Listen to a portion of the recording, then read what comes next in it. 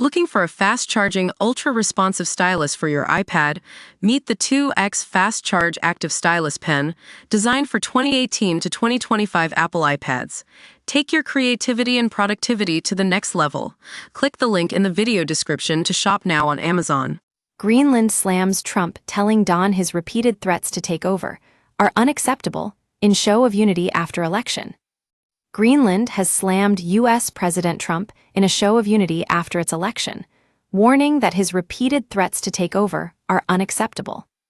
The Republican expressed confidence in the plan to seize the ice island during a meeting with NATO Secretary General Mark Rutte at the Oval Office on Thursday.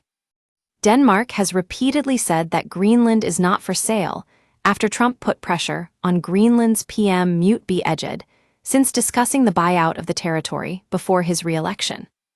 The president gloated to reporters during his meeting with Rutte this week, "I think that it will happen. I didn't give it much thought before, but I'm sitting with a man who could be very instrumental. You know, Mark, we need that for international security, not just security international. We have a lot of our favorite players cruising around the coast, and we have to be careful, and we will be talking to you."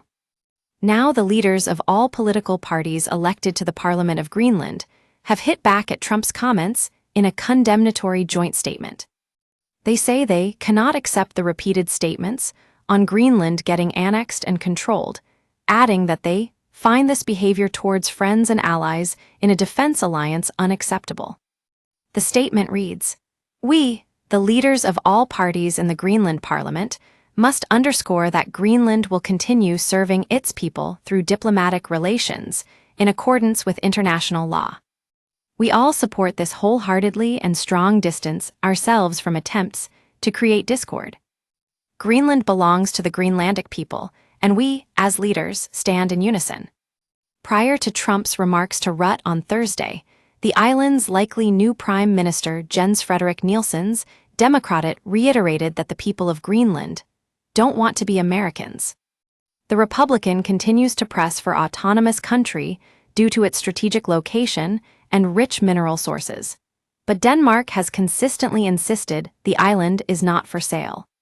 The president has previously stressed that the U.S. needed Greenland for international world security. The autonomous country lies along the shortest route from Europe to North America, which is key for the U.S. ballistic missile warning system. Trump's latest comments come as the alliance is already on shaky ground with the U.S. and appears to be more fractured than ever, something its adversaries could benefit from. Diplomatic sources told The Telegraph in February that Germany was among the dozens of European nations holding informal talks over what NATO troops would do if Trump followed through on his threats. One of the questions that was discussed was also whether Article 5, the Western Military Alliance's Mutual Defense Clause, could be invoked in case of an American invasion of another NATO state. Most Greenlanders oppose joining the U.S., but the majority are in favor of eventual independence from Denmark, opinion polls suggest. Trump has consistently refused to rule out using military force to seize the island. And he previously boasted that the people of Greenland wanted to be part of the U.S. "I think the people want to be with us," Trump told reporters on Air Force One on January 25. Trump had also been putting pressure on Denmark's Prime Minister, Mette Frederiksen, despite reportedly being told to F***K off by the Danes. The Arctic is increasingly the object of a struggle between international superpowers.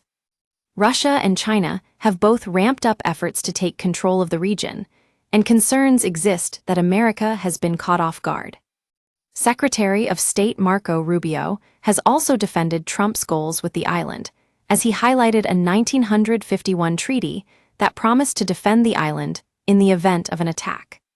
"If we're already on the hook for having to do that, then we might as well have more control over what happens there," Rubio said on the Megyn Kelly show in January. "This is not a joke," he added. "This is not about acquiring land for the purpose of acquiring land. This is in our national interest, and it needs to be solved." Trump's eyeing up of Greenland has sparked the country's independence movement, with talks called for secession with Denmark. Trump has been pushed to rename Greenland to Red, White, and Blue Land, and enter negotiations to seize the ice island. The Republican congressman who proposed the idea added that the Danish territory was vital as a national security priority. Georgia Republican Buddy Carter, 67, unveiled a new legislation in February to encourage Trump to start negotiations to purchase or otherwise acquire Greenland. America is back and will soon be bigger than ever with the addition of Red, White, and Blue Land, Carter told the New York Post. The Red, White, and Blue Land Act of 2025 would require the Secretary of the Interior's team to update federal paperwork with the new name for Greenland. This department would have just 6 months to complete the drastic update.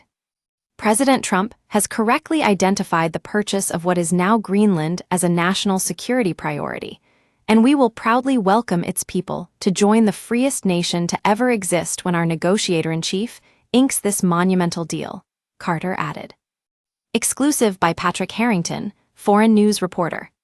Trump could storm Greenland and claim it within 24 hours in the world's shortest war, analysts have revealed. If Trump did invade, America's military would end the war in a day, politics professor Anthony Glees told The Sun. Speaking to The Sun, Glees said Trump will be surrounded by people who think he is great, and it means he will be able to go ahead with any wild ideas he has. Glees said, in other words, we have to take him seriously. And if Trump wanted to take Greenland by force, he could do it in 24 hours. Ulrich Pram-Gad, a senior researcher at the Danish Institute for International Studies, told Politico that there is no defensive capacity in Greenland. And it means it would be the shortest war in the world. The conflict would present an uncharted situation after the U.S. entered a pact with Denmark in 1951 to defend Greenland against any attack. The U.S. has a nuclear base on the island that is constantly manned by troops. Christian Sobi Christensen, a military researcher at the University of Copenhagen, said, "Who would the Americans be fighting? Their own military."